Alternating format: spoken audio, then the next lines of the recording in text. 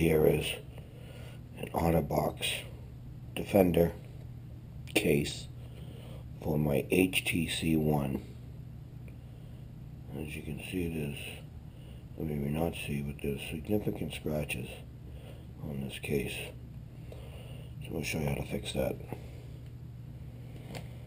Take my HTC One and remove it from my otterbox case.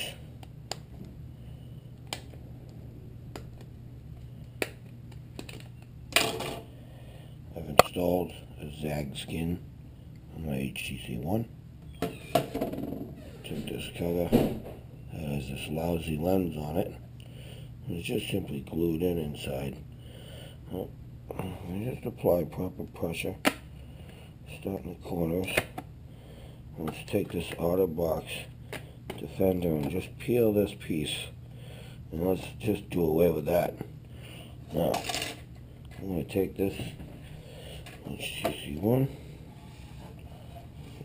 with the zag skin, and that's going to be clean. Put the cover like so, and the rest of it like so.